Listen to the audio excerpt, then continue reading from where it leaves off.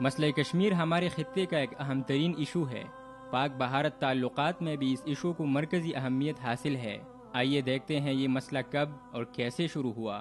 جموں و کشمیر کی ریاست جنوبی ایشیا کے انتہائی شمال میں واقع ہے۔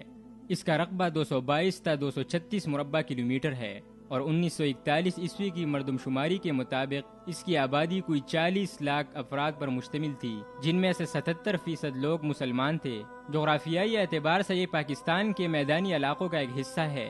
سندھ، جہلم اور چناب کے دریا کشمیر ہی سے نکلتے ہیں، جو پاکستان کے میدانی علاقوں سے گزرتے ہیں۔ تاریخی اعتبار سے کشمیر کے مسلمان پاکستان کے مسلمانوں سے انتہائی قریبی رشتوں سے بندھے ہوئے ہیں۔ پاکستان کے لوگوں کے ساتھ ان کے اقتصادی، مذہبی اور ثقافتی رشتوں کے پیش نظر یہ بات یقینی تھی کہ جموں و کشمیر کے عوام پاکستان ہی کے ساتھ شامل ہونا چاہیں گے، لیکن ایسا نہیں ہوا۔ سرحد کمیشن نے ہندوستان کو کشمیر کے ساتھ مواصلات کا رابطہ فراہم کرنے کے لیے گورداسپور کا مسلم اکثریت والا ضلع ہندوستان کے حوالے کر دیا۔ کشمیر کی مسلم آبادی نے پوری ریاست میں یوم پاکستان منا کر اپنے جذبات کا اظہار کیا۔ اس پر مہاراجہ کشمیر نے بڑے پیمانے پر مسلمانوں کے قتل عام اور لوٹ مار کا بازار گرم کر دیا۔ ایک اندازے کے مطابق اگست سے شروع ہونے کے بعد 11 ہفتے کے عرصے میں اس منظم وحشیانہ قتل و غارت گری اور لوٹ مار کے نتیجے میں کوئی 5 لاکھ مسلمان بے گھر ہو گئے۔ ان میں سے کوئی 2 لاکھ افراد کا پتہ ہی نہ چل سکا، جو یا تو شہید کر دیے گئے یا بھوک و وبائی بیماریوں اور موسمی حالات کے سبب جاں بحق ہو گئے، جبکہ باقی مغربی پنجاب کے مختلف ضلعوں میں پناہ لینے پر مجبور ہو گئے۔ پاکستان میں آنے والے مہاجرین مہاراجہ کی حکومت کے وحشیانہ مظالم کی خبر لائے۔ اس خبر نے قبائلی علاقوں میں ایک طوفان کھڑا کر دیا۔ قبائلی لوگوں نے کشمیر کا رخ کیا اور 24 اکتوبر کو سری نگر تک پہنچ گئے، جو کہ کشمیر کا دارالحکومت ہے۔ یہ خبر ملتی ہی ہندوستان کے گورنر جنرل ماؤنٹ بیٹن نے ہندو فوجی دستے مہاراجہ کی امداد کے لیے روانہ کیے۔ اسی اثنا میں مہاراجہ نے ہندوستان تک رسائی کے کاغذات پر دستخط کر دیے۔ یہ کشمیر کے لوگوں کے خیالات کی سراسر خلاف ورزی تھی۔ ریاست کو متحد کرنے کے لیے مجاہدین کی تحریک جاری رہی، لیکن افرادی قلت یا کمزوری اور تنظیم کے فقدان کی وجہ سے مجاہدین زیادہ علاقے حاصل نہ کر سکے۔ لڑائی جاری رہی، لیکن اس کا کوئی نتیجہ نہ نکل سکا۔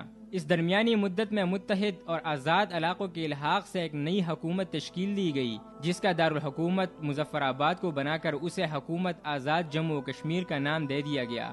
ہندوستان نے یہ معاملہ جنوری 1948 عیسوی میں سلامتی کونسل کے روبرو پیش کر دیا، جس میں جموں و کشمیر سے پاکستان کے سول و فوجی افراد کے نکل جانے کا مطالبہ کیا گیا تھا۔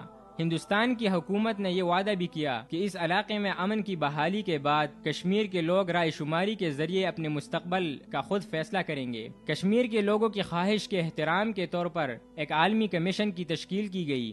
پاکستان نے کشمیر کی ریاست میں رائے شماری کرانے کے لیے اپنے بھرپور تعاون کا یقین دلایا، لیکن بھارت نے کبھی اس مسئلے پر سنجیدگی سے غور کرنے کی زحمت نہ کی، بلکہ اس پر اپنا قبضہ برقرار رکھا۔ بھارت کی اسی رویے پر کشمیریوں نے جب بھی آواز اٹھائی، بھارت نے اسے بزور بازو روکنے کی کوشش کی اور جہاں تک ممکن ہوا اس آواز کو دبایا۔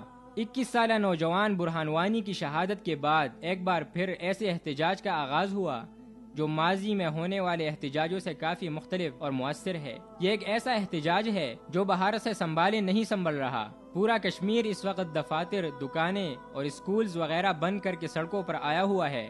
ادھر پاکستان نے بھی اقوام متحدہ کے فورم پر یہ اپنا موقف ریکارڈ کروا دیا ہے۔ دیکھنا اب صرف یہ ہے کہ اس احتجاج کا اختتام کس کی کامیابی پر ہوتا ہے۔